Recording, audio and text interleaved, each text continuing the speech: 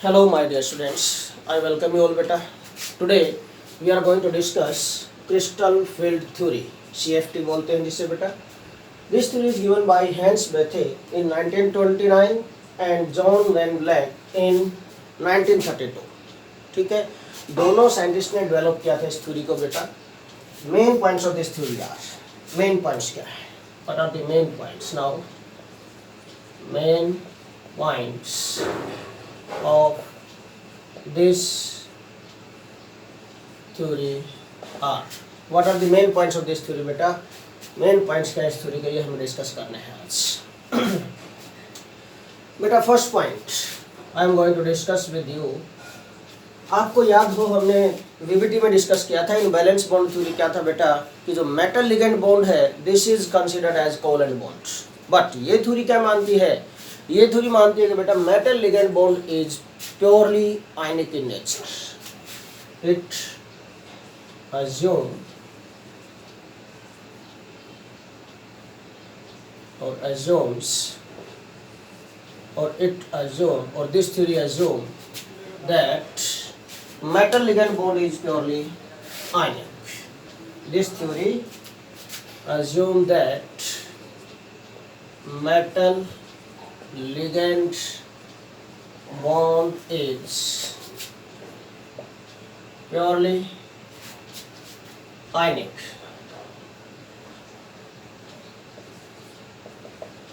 Is purely ionic in nature. Ionic bond consider किया गया है मेटल लिगेंड बॉन्ड को बेटा. This is purely ionic in nature. Okay, which is produced by electrostatic interactions between central metal atom and ligands, which is formed by electrostatic interactions between central metal atom or ion and ligands. ठीक है, इनके बीच में electrostatic interaction से बना है. ठीक है ना, क्योंकि electrostatic interactions mean opposite charges होंगे, पॉजिटिव और नेगेटिव चार्जेज होंगे यहाँ पर उनके बीच में जब फोर्स अट्रैक्शन होगा बेटा उसी को हम आयनिक बॉन्ड बोलते हैं. Force attraction between different types of ions, positively charged ions. Okay, वही पॉइंट यहाँ पर हमने डिस्कस किया है. अब कैसे बेटा, अगर प्योरली आयनिक है तो this bond is formed by complete donation of electrons from ligands to central metal atom और आयन. ओके, क्यों माना हमने ये? दैट इज, इसका मीनिंग क्या है? It is formed by complete donation. It is formed by complete donation of electrons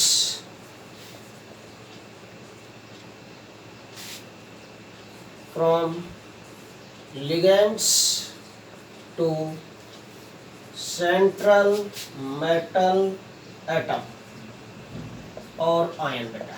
ठीक है, मीनिंग इलेक्ट्रोस्टैटिक इंटरेक्शंस क्यों बोला हमने? इसका मतलब क्या है कि this is formed by complete donation. Completely donate किए हैं इलेक्ट्रॉन्स और इलेक्ट्रॉन पेयर्स किससे?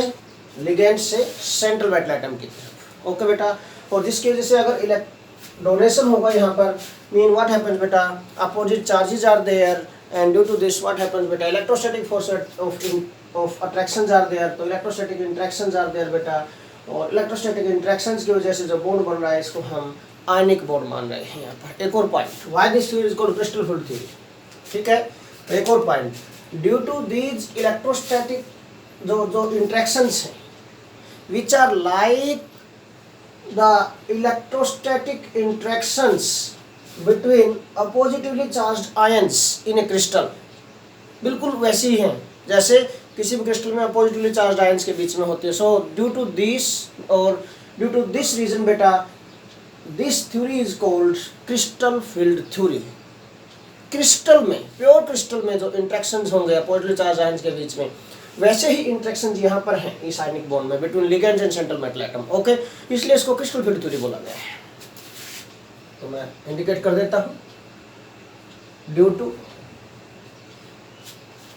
Similarity in the electrostatic interactions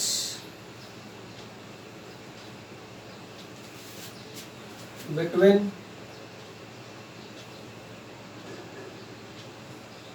due to similarity in the electrostatic interactions between central metal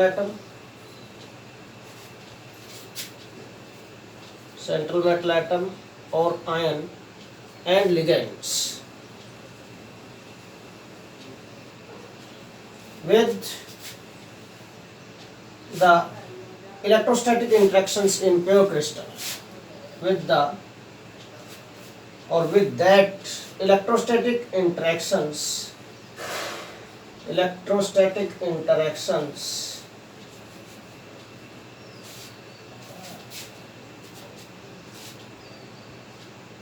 in between a positively charged ions in any pure crystal,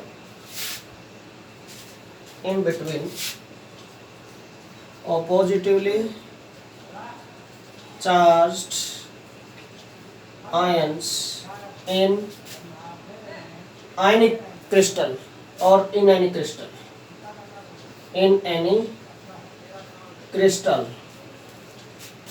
ठीक है, this is called CFT, crystal field theory,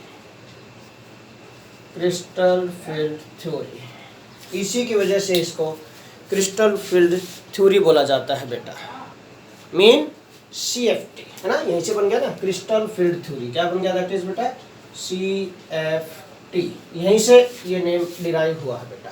okay, तो आपको meaning पता होना चाहिए। Now second point we are going to discuss here बेटा।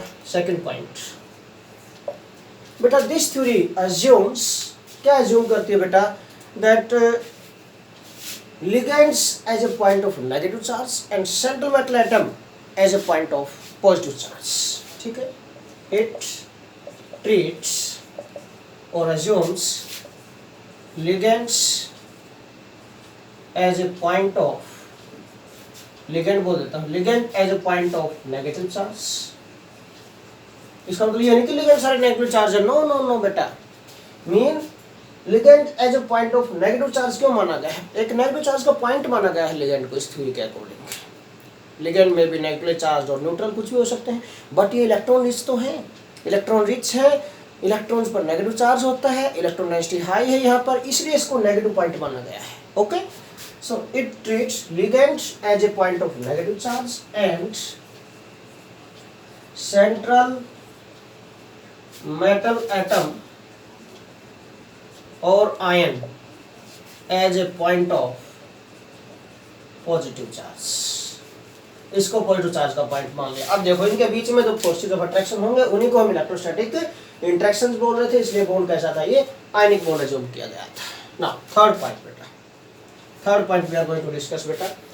अब in case of free transition metal atom और आयन, कोई भी फ्री ट्रांजिशन मेटल एटम और आयन है, मीन जब किसी भी लिगेंड के साथ इसका कोई बॉन्ड नहीं बना हुआ है, फ्री स्टेट में है बेटा, in case of free transition metal atom और आयन बेटा, ऑल दीज 5 d ऑर्बिटल्स, कौन कौन से 5 d orbital, dxy dyz dzx dx2 y2 and dz2 बेटा, all these 5 d orbitals are degenerate orbitals, पहले भी बताया मैंने आप लोगों को, mean orbitals of same subshell having equal energy are called degenerate orbitals, mean all these 5 d orbitals are degenerate, ठीक है, किसमें, फ्री ट्रांजिशन मेटल एटम और आयन में। बट बेटा जब लिगेंड्स अप्रोच करेंगे सेंट्रल मेटल एटम और आयन को, उस टाइम पर these d orbitals feel some repulsions. अब वो रिपल्शंस कैसे फील करेंगे, एक जैसे फील करेंगे, डिफरेंट टाइप के फील करेंगे, it depends upon nature of the ligand, कि लिगेंड सिमेट्रिकल है या अनसिमेट्रिकल है। अगर लिगेंड सिमेट्रिकल है तो सेम टाइप के रिपल्शंस फील करेंगे बेटा, all these 5 d orbitals and their energy increase up to same level. But अगर अनसिमेट्रिकल लिगेंड्स हैं, है ना, पोलर मॉलिक्यूल्स हैं, अनसिमेट्रिकल लिगेंड्स होंगे पोलर मॉलिक्यूल्स बेटा, एक साइड डेल्टा नेगेटिव, दूसरी साइड डेल्टा पॉजिटिव, मीन एक तरफ इलेक्ट्रॉन क्लाउड ज़्यादा है, दूसरी तरफ इलेक्ट्रॉन क्लाउड कम है ना, सिमिलर डिस्ट्रीब्यूशन नहीं है वहां पर इलेक्ट्रॉन क्लाउड का अनसिमेट्रिकल लिगेंड्स के अंदर। Okay, then what happens in that case, these 5d orbitals feel different repulsions, और डिफरेंट रिपल्शंस फील करेंगे तो at that time their degeneracy disappear, mean these split up in 2 sets, 2 set में divide हो जाएंगे और degeneracy disappear हो जाएगी। Okay, तो ये थर्ड पॉइंट हमें डिस्कस करना है यहाँ पर बेटा। In case of free transition metal atom और आयन और 5d ऑर्बिटल्स, सारे के सारे जो 5d ऑर्बिटल्स हैं, all 5d orbitals are degenerate. All these 5d orbitals are degenerate. Okay, but when ligands approach, जब ligands approach करेंगे बेटा, approach to the central metal atom or ion, then these d orbitals feel some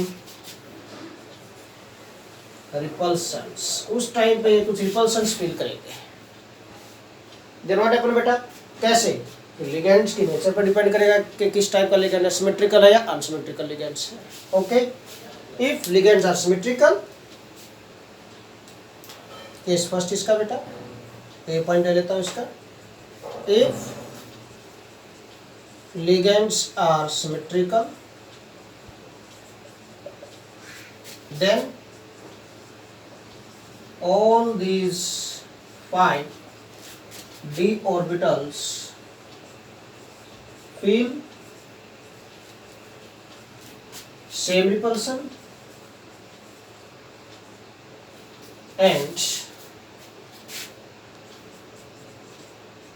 their energy increases up to same level। Repulsion की वजह से energy increase होगी but same level से increase होगी, mean degeneracy maintain रहेगी, mean degeneracy is maintained. Degeneracy यहाँ तक कोई इफेक्ट नहीं हुआ, डीजेनरेसी पर मेंटेन रहेगी यहाँ पर डीजेनरेसी। बट बेटा इफ लिगेंड्स आर अनसिमेट्रिकल, अगर लिगेंड्स अनसिमेट्रिकल है बेटा, इन दैट केस अभी मैं बता रहा था आप लोगों को कि जो डी ऑर्बिटल्स हैं they feel different type of repulsions. Second case, but if ligands are unsymmetrical, then these 5d orbitals feel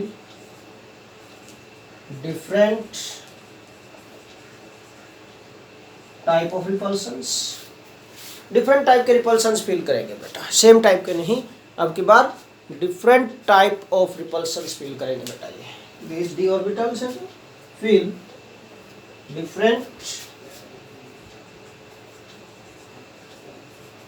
type of repulsions, different type के रिपल्शंस फील करेंगे बेटा, different type of repulsions and the degeneracy है बेटा, that is disappear बेटा। Okay,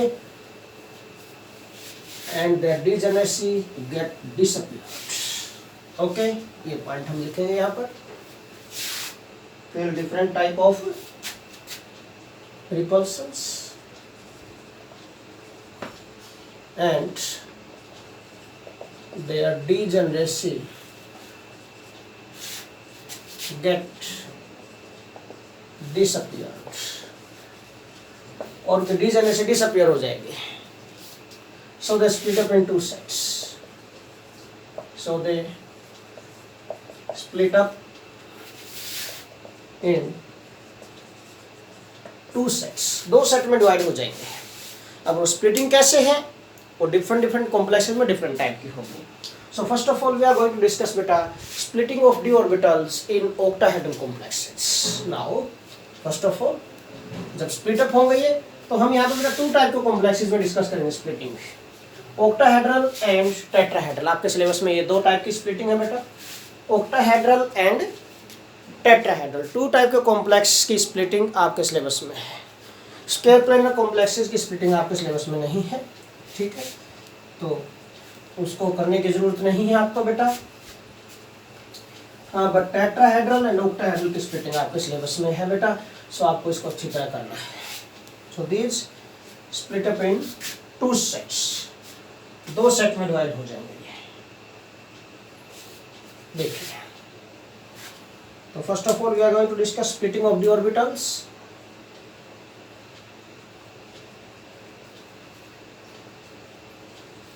Splitting of d orbitals in octahedral complexes. In octahedral complexes. तो बेटा octahedral complexes में splitting discuss करनी है d orbitals की हमें, ठीक है। देखिए बेटा, this you know very well बेटा, energy increases in this direction as we move in upward direction बेटा, देन एनर्जी क्या होती जाती है, इंक्रीज, एनर्जी इंक्रीज होती जाती है। मैं लिख देता हूं यहाँ पर, एनर्जी इंक्रीजेस, एनर्जी इंक्रीज होती जाएगी as you move in upward direction बेटा, ओके। अब देखो बेटा, first of all I am going to take here this that these are the 5 d orbitals in case of free transition metal atom or ion। 1 2 3 4 5, ये 5 d orbitals हैं बेटा। कौन कौन से, dxy, dyz, dzx। this is dx square to y square and last one is dz square बेटा। these are the 5 d orbitals degenerate in case of free transition metal atom or ion। ये degenerate orbitals है, degenerate d orbitals in free transition metal atom or ion। this free transition metal atom or ion में degenerate orbitals हैं, these are the degenerate orbitals in case of free transition metal atom or ion। ये है बेटा, okay. Now अभी मैं आपको बता रहा था बेटा कि अगर लिगेंड स्फेरिकली सिमेट्रिकल है, then what happen, ligand spherically symmetrical होंगे तो all these 5 d orbitals feel same repulsion, सारे के सारे d orbitals same repulsion feel करेंगे and their energy increases up to same level. इनकी एनर्जी सेम लेवल से increase हो जाएगी बेटा सभी की, ओके। 1 2 3 4 5, ठीक है। तो these 5 d orbitals feel same repulsion in case of spherically symmetrical ligands। किस केस से बेटा, if ligands are spherically symmetrical, अगर सिमेट्रिकल लिगेंड्स हैं तो सभी एक जैसा रिपल्शन फील करेंगे, इनकी एनर्जी एक लेवल तक इंक्रीज हो जाएगी, सेम लेवल से इंक्रीज होगी बेटा। दीज आर 5 d orbitals हैं, कौन कौन से फिर से लिख देता हूँ, dxy, dyz, dzx, dx square to y square and dz square, ठीक है ना। But if ligands are unsymmetrical then these d orbitals feel different type of repulsions बेटा। ये d orbitals जो ये d orbitals हैं, in that case these d orbitals feel different type of repulsions, different type के repulsions feel करेंगे बेटा and split up in two sets, दो set में डिवाइड हो जाएंगे भाई। these split up in two sets, one is T2G set बेटा and another is EG set, T2G set and EG set। Tg set में 2 orbitals होंगे और T2g set में 3 ऑर्बिटल्स होंगे बेटा, ठीक है। इन T2g एंड Eg 2 सेट्स में डिवाइड हो गए बेटा, ये 5 ऑर्बिटल्स हैं जो T2g एंड Eg 2 सेट में। This is T2g set and this is Eg set, ठीक है। T2g एंड Eg, इसमें 3 ऑर्बिटल्स होंगे, इसमें 2 ऑर्बिटल्स होंगे, ठीक है बेटा। दिस वन, तो ये 3 ऑर्बिटल्स कौन कौन से, dxy, dyz एंड dzx। ये dx² to y² and dz²। ऐसा क्यों किया मैंने, कि इनकी एनर्जी कम क्यों हुई, देखिए ध्यान से। इन केस ऑफ ऑक्टाहेड्रल कॉम्प्लेक्सेस क्या होता बेटा, in case of octahedral complexes ligands approach along the axis. In case of octahedral complexes बेटा लिगेंड्स जो होंगे यहाँ पर, ligands approach central metal atom along the axis, along the axis approach करेंगे बेटा। मीन सिंगुलर में लिखा मैंने, प्लूरल में लिखना चाहो तो AXES लिख सकते हो, है ना। कभी आप ये समझो तो लाड़ी है ना। along the axis, ये प्लूरल ये singular. Now along the axis approach करेंगे। अगर along the axis अप्रोच करेंगे, there are 3 types of axis, X axis, Y axis, Z axis बेटा। मीन दिस, ये सपोज सेंट्रल मेटल एटम हो गया बेटा, ये छोटा सा बना के लिखा देता हूँ आप लोगों को ताकि रिमाइंड हो जाए ऑक्टाहेड्रल ज्योमेट्री में, यही था। दिस सपोज ये एक्स एक्सिस, ये वाई एक्सिस, ये जेड एक्सिस। देखो 3 टाइप के एक्सिस, इन एक्सिस के अलोंग आएंगे लिगेंड्स, ओके। इसका मीनिंग क्या है, अब ऑक्टाहेड्रल कॉम्प्लेक्सेस में ये लिगेंड्स अप्रोच कर रहे हैं यहाँ पर। This ligands approach central metal atom और ion along the axis, axis के अलोंग अप्रोच कर रहे हैं बेटा। ये इसका मीनिंग क्या है, the orbitals which have their lobes along the axis they feel more repulsions। कौन से orbitals, dx² to y² and dz², these are the orbitals have their lobes along the axis, और dxy, dyz, dzx these have their lobes in between the axis। 11th class में shapes discuss की थी आप लोगों ने इनकी, अब मैं यहाँ पर इंडिकेट कर देता हूँ बेटा, dxy, dyz and dzx, these 3 d orbitals, ठीक है। these 3 d orbitals बेटा have their lobes in between the axis, इनके lobes axis के बीच में होंगे बेटा, okay. but dx² to y² and dz², these are the orbitals बेटा which have their lobes along the axis, इनके lobes along the axis है। अब point, अब लिगेंड्स कहाँ से अप्रोच करेंगे in case of octahedral complexes बेटा, ligands approach central metal atom और ion along the axis, axis के along अप्रोच करेंगे। इसका मीनिंग जिन ऑर्बिटल्स के लोब along the axis हैं वो ज्यादा रिपल्सन फील करेंगे, और ज्यादा रिपल्सन फील करेंगे तो उनकी एनर्जी ज्यादा हो जाएगी, मोर हो जाएगी in comparison to other these 3 orbitals dxy, dyz, dzx। इसलिए ये 2 पार्ट्स में डिवाइड हो गए।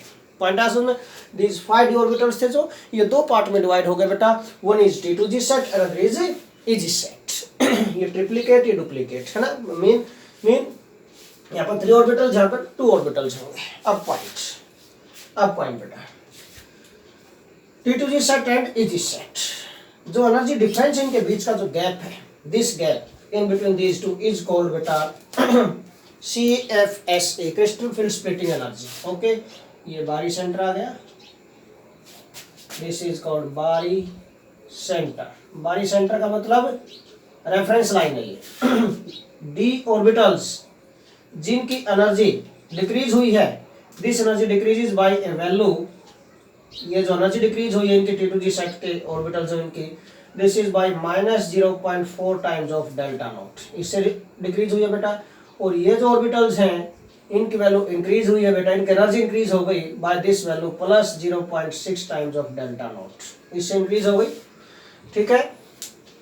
और जो इन ऑर्बिटल्स के बीच का जो एनर्जी गैप है बेटा, यहाँ पर this energy gap between this 2 orbitals, this is delta not से इंडिकेट करेंगे इसको बेटा, डेल्टा नॉट से इधर लिख देता हूँ ये वैल्यू में। इनकी एनर्जी जो डिक्रीज हुई है, this is by this value -0.4 times of delta naught, और ये इंक्रीज होगी plus 0.6 times of delta not, इससे इंक्रीज होगी बेटा। एंड दिस एनर्जी डिफरेंस, ये कंप्लीट एनर्जी डिफरेंस है इनके बीच का, this is indicated by delta naught. Naught है जो सब्स्क्रिप्ट में जो हमने लिखा है, this indicates for octahedral complexes. O mean octahedral है, यहाँ पर जो ओ लिखा है हमने this is O represent this octahedral complex, naught बोलते हैं जिसको हम डेल्टा नोट बोलेंगे, ठीक है।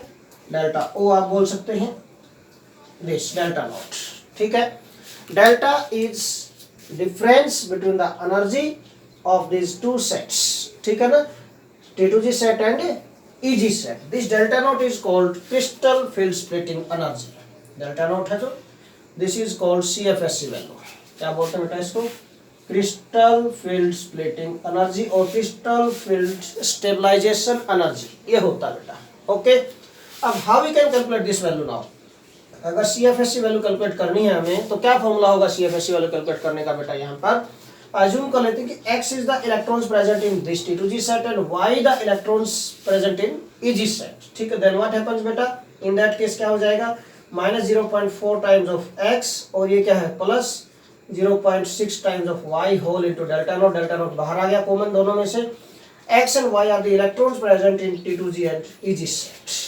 x and y are the electrons present in T2G and EG sets, ठीक है ना। T2G और EG सेट में जो इलेक्ट्रॉन्स हैं वो हमने अज्यूम कर लिए हैं, इस फॉर्मूले से हम कैलकुलेट कर सकते हैं CFSE value. One more point I to tell you बेटा, this delta naught is also equal to 10 DQ। किसके इक्वल होता है बेटा? 10 DQ। यूनिट्स हैं ये भी एनर्जी की यहाँ पर, ठीक है। एंड DQ का मीनिंग क्या है? What is meaning of DQ? DQ mean बेटा differential of quanta. DQ mean differential of quanta, DQ, ठीक है ना। D डिस्टेंस होगा बेटा in between the ligands and central metal atom और ion, and Q is the magnitude of charge होगा, mean this is product of D and Q। D and Q की product है ये, okay. And is product of D and Q, इन दोनों की product है बेटा ये, D और Q की प्रोडक्ट है। This is DQ is called differential of quanta, और डेल्टा नोट है जो this is equal to 10 DQ के इक्वल होती है एनर्जी बेटा। ये रिलेशन होता है DQ में, डिफरेंशियल ऑफ क्वांटा में और डेल्टा नोट में, ओके। तो ये आप पॉइंट माइंड में रखना बेटा, यहाँ पर कभी बजल रहो कि ये DQ क्या है, ठीक है। DQ is nothing but differential of quanta, differential of quanta बेटा ये, ओके।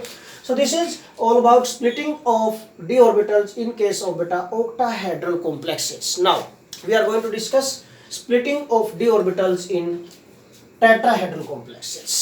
मैंने कहा था आपको 2 टाइप के कॉम्प्लेक्सेस में हमें डिस्कस करना बेटा, यहाँ पर splitting of d orbitals in tetrahedral complexes. बेटा tetrahedral complexes क्या होते हैं? tetrahedral complexes, ठीक है, ये सेंट्रल मेटल एटम और आयन हो गया। These are the different specific directions है in case of tetrahedral geometry. ये टेट्राहेड्रल ज्योमेट्री, यहाँ से लिगेंड्स आएंगे। अब पॉइंट क्या बेटा कि ये जो लिगेंड्स हैं, these ligands are not going to approach to this central metal atom specifically along the axis, axis के अलोंग अप्रोच नहीं कर रहे, इन बिटवीन द एक्सिस आएंगे, ठीक है ना। तो ligands approach central metal atom और आयन, ठीक है, इन बिटवीन द एक्सिस। जो डायरेक्शन है टेट्राहेड्रल ज्योमेट्री की ऐसे है कि एक्सिस के बीच में, प्रॉपर साइड एक्शन एक्सिस के अलोंग नहीं है, ठीक है ना, इन बिटवीन द एक्सिस, एक्सिस के बीच में से अप्रोच करेंगे। इसका मतलब ये जो लोब्स थे अब की बार जिनके lobes in between the axis होंगे वो ज्यादा रिपल्सन फील करेंगे एज कम्पेयर टू अदर, और ज्यादा रिपल्सन फील करेंगे तो उनकी एनर्जी मोर हो जाएगी in comparison to other one. तो देखिए फिर क्या होगा, मीन 2 सेट में डिवाइड होंगे, बट अब की बार जो EG सेट था ये नीचे आ जाएगा, T2G वाला ऊपर, मीन और G हटा देंगे। G गिराडे का, G गिराडे होता है बेटा, GERADE गिराडे, ठीक है ना, specifically use for octahedral complexes. Now point यहाँ पर क्या है, देखिए बेटा कि अगर कॉम्प्लेक्सेस टेट्राहेड्रल है, इसका मतलब अगर टेट्राहेड्रल कॉम्प्लेक्सेस है बेटा, this means that what happens कि एनर्जी है जो और द स्प्लिटिंग है ऑर्बिटल्स की, ये डिफरेंट टाइप से होगी, रिवर्स हो जाएगी यहाँ पर इनकी स्प्लिटिंग बेटा, एक टाइप से बिल्कुल। And this one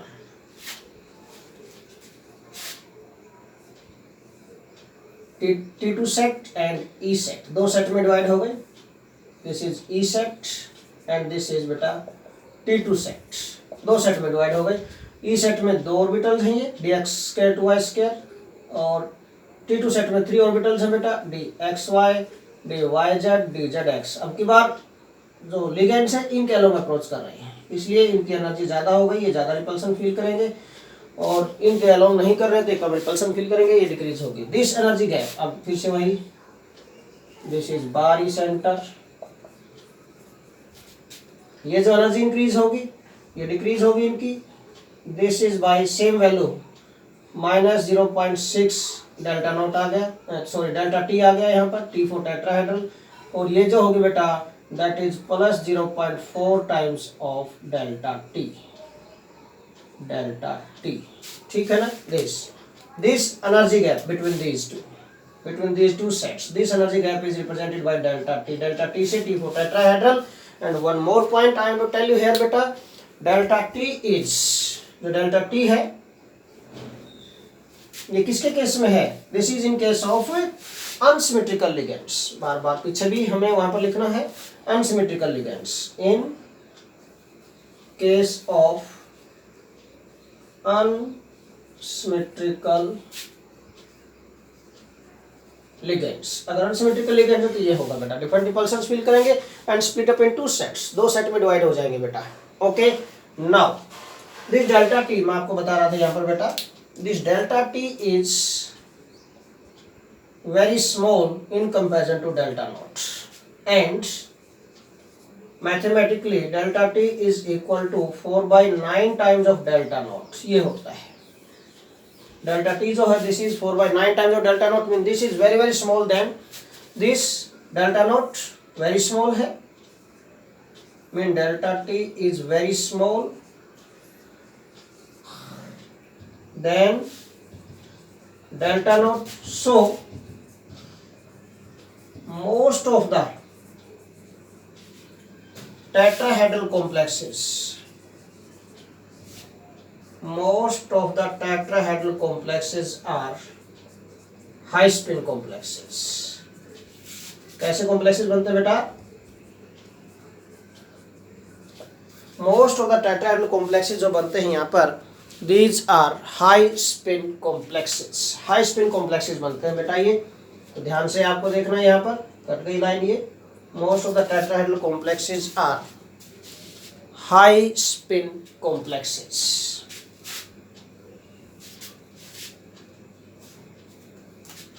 high spin complexes बनते हैं बेटा ये, most of the tetrahedral complexes are high spin complexes, but high spin complexes का मीनिंग बेटा, पहले एक एक इलेक्ट्रॉन आएगा सभी में, उसके बाद पेयरिंग स्टार्ट होगी, ठीक है ना, पेयरिंग होगी तो लो स्पिन होती जाएगी, एक स्पिन दूसरी स्पिन को कैंसिल करती जाएगी, अपोजिट स्पिन है जो। ओके, हाई स्पिन कॉम्प्लेक्स का मतलब मैक्सिमम स्पिन अनपेयर्ड रहेगी, ओके, उसके बाद पेयरिंग होगी। So most of the complexes are high spin complexes, but octahedral में क्या होता है, high spin as well as low spin दोनों कॉम्प्लेक्सेस बनते हैं based upon nature of ligands. Two type के लिगेंड्स होते हैं बेटा, according to this theory ligands are divided in two types, weak ligands and strong ligands, ठीक है ना, अकॉर्डिंग टू दिस थ्योरी बेटा ligands are divided in two types, weak ligands and strong ligands।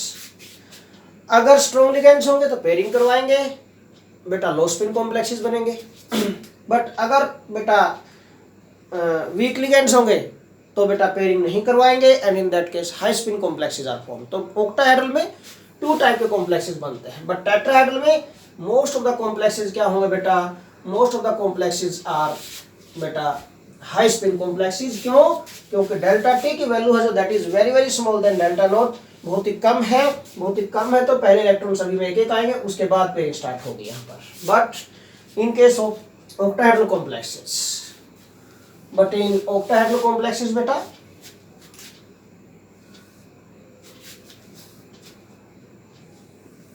but in octahedral complexes क्या हुआ बेटा, two type of complexes are possibilities, two possibilities are there, two possibilities are there, two possibilities are possible बेटा, और two possibilities are there, कौन कौन सी, first is high spin complexes और second बेटा low spin complexes, low spin complexes based upon nature of ligands. Ligands अगर strong field है, if ligands are strong field, strong ligands, ligands are strong or we can say strong fields, then pairing takes place, pairing of electrons होगी, takes place, और pairing होगी तो बेटा low spin complexes बन जाएंगे, ठीक है। but if ligands are weak, weak ligands है, वीक फील्ड लिगेंड्स बोलते हैं, then there is no pairing of electrons, there is no pairing of electrons and hence high spin complexes are formed, high spin complexes are formed, ठीक है बेटा। तो उस case में high spin complexes बनेंगे, pairing नहीं होगी, और अगर स्ट्रॉन्ग लिगेंड्स हैं तो लो स्पिन कॉम्प्लेक्सेस बनेंगे। वो मैं लिगेंड्स लिख देता हूं, आपको याद होने चाहिए बेटा। जो स्ट्रॉन्ग लिगेंड्स होंगे, स्ट्रॉन्ग लिगेंड्स NH3,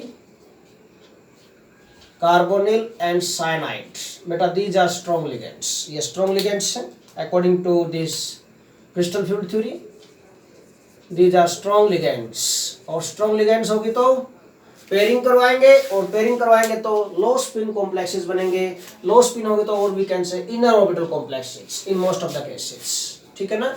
सो गिव्स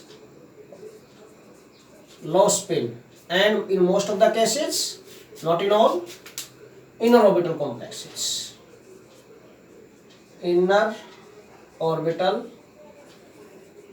कॉम्प्लेक्स ये बनते बेटा यहाँ पर, ठीक है ना। बट सेकंड केस जो आएगा यहाँ पर बेटा, that is we can take halides, halides में बेटा फ्लोराइड, क्लोराइड, ब्रोमाइड, आयोडाइड, बेटा दीज आर वीक लिगेंड्स। ये कैसे लिगेंड्स हैं? वीक लिगेंड्स हैं, these are considered as weak ligands. Weak ligands होंगे तो so no pairing takes place, कोई पेयरिंग नहीं होगी, एंड हेंस कैसे कॉम्प्लेक्स हाई स्पिन और outer orbital complexes are formed, outer orbital complexes are formed, इसलिए outer orbital complexes बनाएंगे ये, ठीक है ना। ये स्ट्रॉन्ग लिगेंड्स हैं तो बेटा कैसे बनाएंगे, लो स्पिन और we can say inner orbital complexes. This is for octahedral complexes, किसमें, ऑक्टाहेड्रल कॉम्प्लेक्सेस के लिए मैंने बताया है पॉइंट, ये सारे पॉइंट आपको, ठीक है। टेट्राहेड्रल में चाहे लिगेंड स्ट्रॉन्ग फील्ड हो या फिर क्या नाम वीक फील्ड हो, बेटा यहाँ पर एनर्जी डिफरेंस बहुत ही कम है दोनों सेट के अंदर। So most of the complexes are high spin complexes, सारे के सारे कॉम्प्लेक्सेस लगभग क्या होंगे यहाँ पर, हाई स्पिन कॉम्प्लेक्सेस होंगे, ठीक है बेटा। So this is all about today's lecture, thanks a lot.